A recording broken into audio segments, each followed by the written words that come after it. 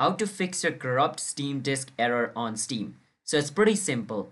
First you want to click on library, and once you're inside library, it's going to show you all the games. From all the games you have, just right click on the game which is not working and click on where it says properties. Now once you're inside the properties tab, make sure you're on the local files section. And inside local files, click on verify integrity of game files. Once you do that, it's going to check all the game files which you have to see if you have any game files missing or not. And once this is complete, you'll see the result. And if it says okay, then you can start playing the game again.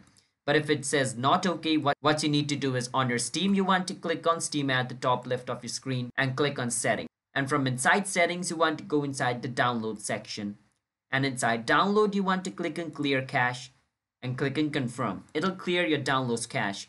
Once your download cache is cleared, it's going to restart your Steam, so don't worry about it. And once your Steam restarts, your problem should be fixed. If your problem is still not fixed, try to restart your Steam again by closing it. And make sure your Steam is not running on the background, because sometimes Steam is running on the background as well.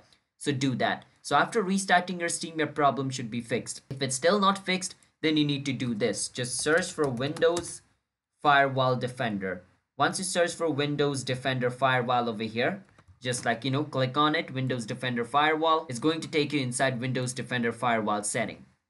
Over here, you want to click on turn Windows Defender Firewall on or off. Once you click on it, make sure to turn it off. Both of this and this. Turn it off and click on OK. Once you turn this off and click on OK, try to open your Steam. It should work. It should not show you the error. But if it's still showing the error, then make sure to, make both of this setting on again and click on OK, and then try to run the game again. Your problem should be fixed.